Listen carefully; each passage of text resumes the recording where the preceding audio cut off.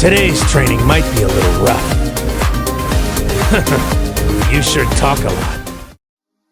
Okay, I am a big enough man to admit when I'm wrong, and I do have to give up some accountability for my last review, my official review, quote-unquote, of Bleach, of Rebirth of Souls for the PlayStation 5 that I played it on. But I think that there are some caveats that I need to go over when we're going into this.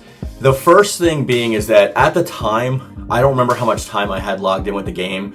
I just remember I wanted to get a review out there so if people, especially people that watch me, would actually take a recommendation to actually purchasing the game or not, because Bleach games are few and far between, so I'm just afraid that Bandai Namco is going to base their interest or the public's interest in the Bleach franchise as a gaming house by this game. So that's why I was just trying to get one out there.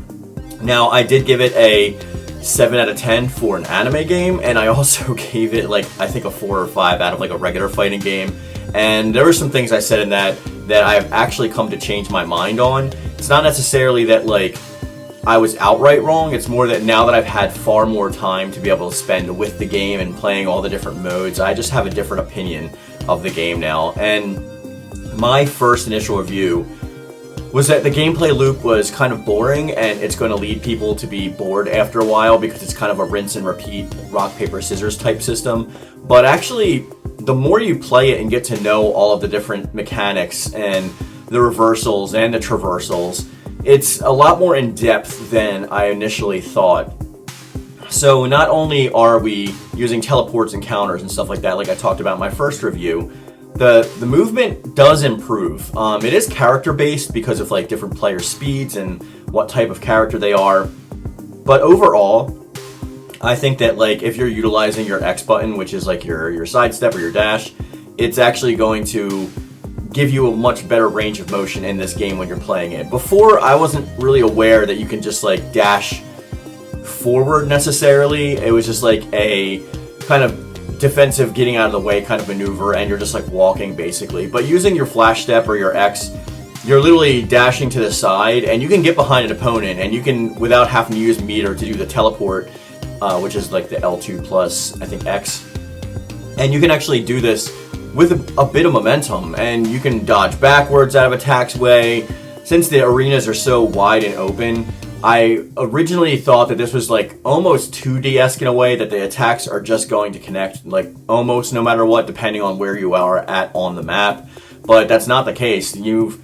I've now since known that there's the ability to basically dodge or sidestep, which kind of sounds silly because that would seem like a basic thing, but the game doesn't really give you much inclination to learn this kind of technique. It kind of throws you in there just to be like, here's what the buttons pretty much do, and movement and stuff like that is kind of hidden until you kind of figure it out for yourself, I want to say. So the movement has increased a lot from my initial playthrough, and getting to know the game and the controls myself, just making me a better player at the game, was definitely like a step up for giving me more points in my new review. And also going forward, this game has made me realize that the point system that I was using for out of 10 is not really sufficient.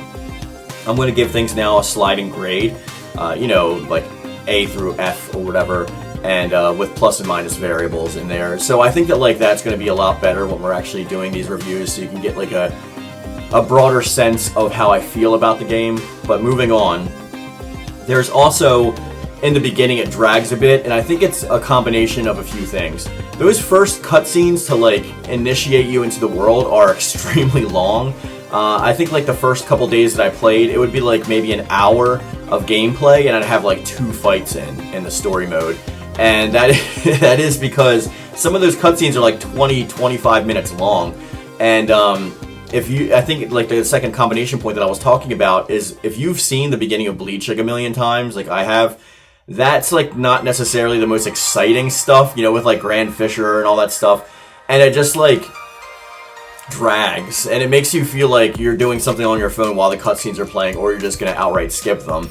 But then later on, especially when you get to like the Hueco Mundo arc, when you're actually going up against the hollows and stuff like that, it's much more streamlined. The cinematics are much less in terms of time frame, but they're higher in terms of quality. There's a lot more pre-rendered cutscenes thrown in there, as opposed to story beats within the story themselves, like doing secret finishes.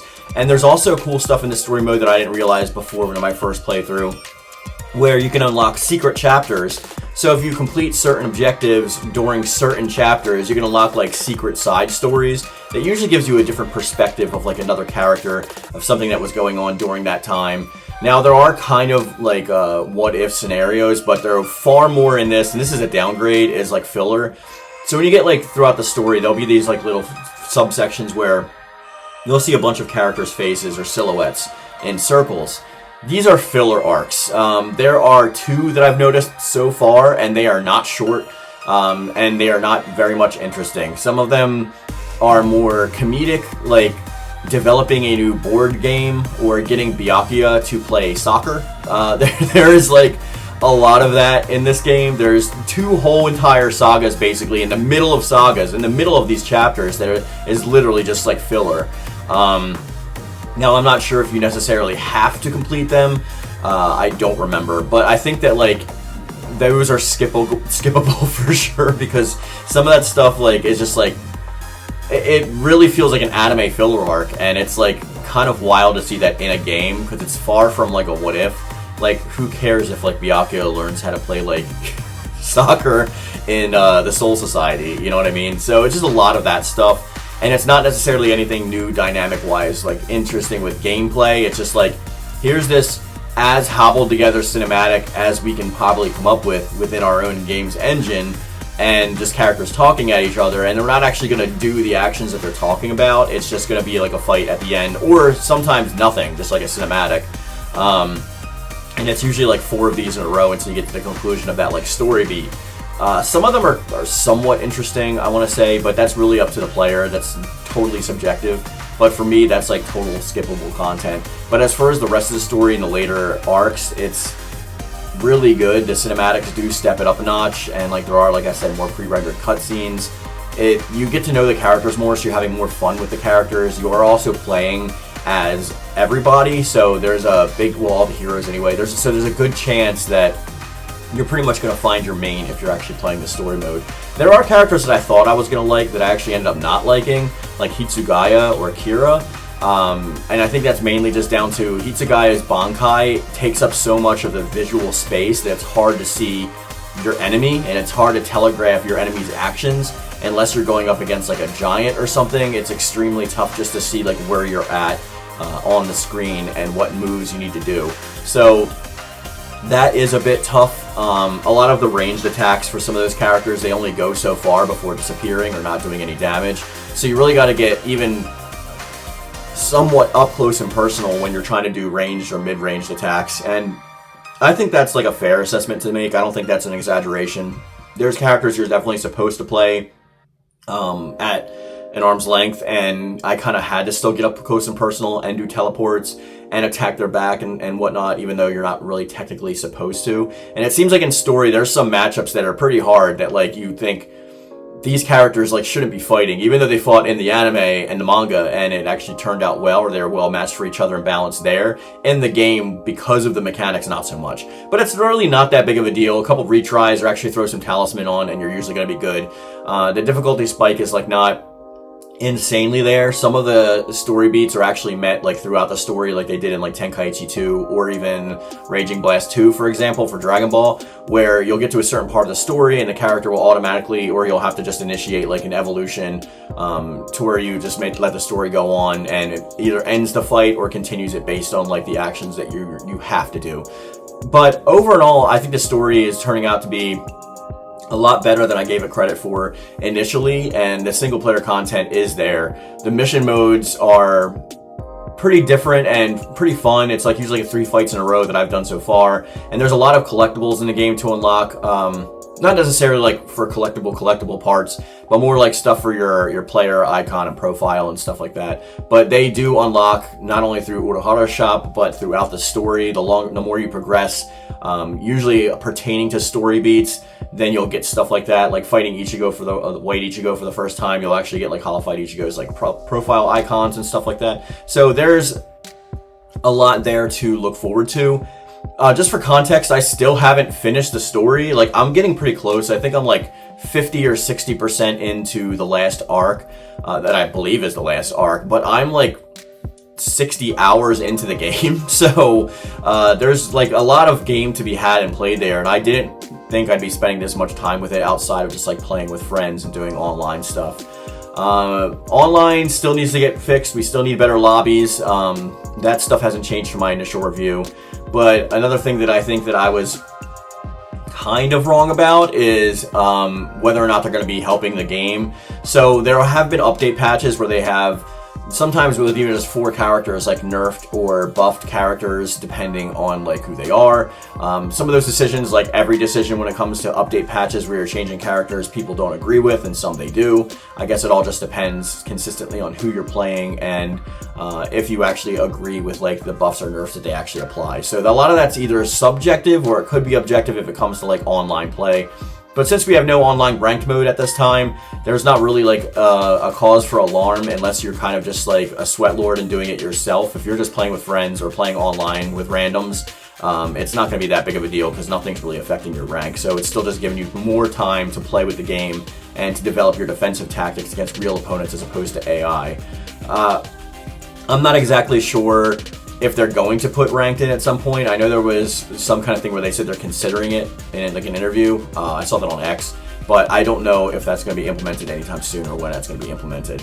But all in all, I think that like the game is a lot better than I initially gave it with sitting, and I just know for myself, because I've wanted to play with friends so bad, that friends that I know that are sitting on the fence that have been like, oh, well, this looks okay, but like I'll pick it up on a sale or something like that. Now I'm actually urging them to get it just so I can play with them, because like I want to play against somebody other than the computer, and I'm old, so online is like boring to me. Like if I'm getting on there, I usually get off like within like an hour because I'm not really feeling it. It doesn't really like invigorate me the way that it does with like younger generation of people and stuff like that, I guess.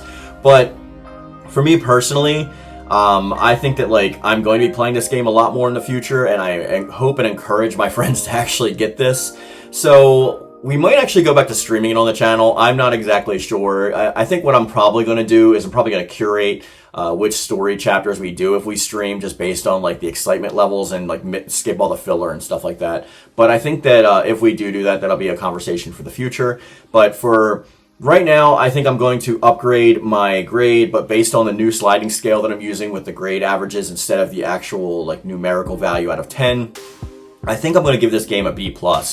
And that's not just for anime games this time. I think it's a B+ in terms of everything because it's unique. A lot of the problems that I had with it initially like are pretty much gone, and even the system itself that I was kind of confused and mad about, I no longer am. So the best way to explain this really quickly is Kompaku is just like rounds, basically.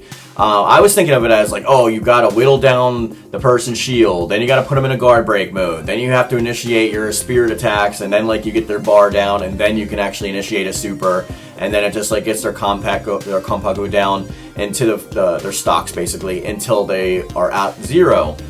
It's still that way, but a different perspective of looking at it is that like stocks or Kompaku is pretty much just rounds. So it's like when the first one's over, you're gonna do like 2 or 3. The second one's over, you're gonna do like 2 or 3. And there's like math involved with like whether you're gonna transform or not, or be in a certain mode, and whether you can take away more stocks than not. Because I think you can take away like up to like 5 stocks or something ridiculous like that. And some characters ignore that altogether and just like super you 3 times and you're done, like Ichigo. The last Ichigo, not like Ichigo or Ichigo Bankai. But I think that like if you look at it as just like the spirit gauge is just like your health bar, and then like the Kompaku are just rounds, it's a lot more palatable for people coming into the game instead of just like, you know, the way it was presented as being weird. I guess that's the best way that I can put it. But yeah, I don't know. I'm having more fun with this game. Let me know in the comment section down below if you have the game and if you've been enjoying the game, or if you're still just waiting for a sale. Any thoughts are always welcome in the comment section down below. I want to thank you guys for watching, doing all that good YouTuber stuff like subscribing and all that good stuff. And I will catch you back on the next one. Peace. Ivy Valentine subscribes to Mark Yoon. So should you. Enjoy your treat! Sorry, but I gotta go.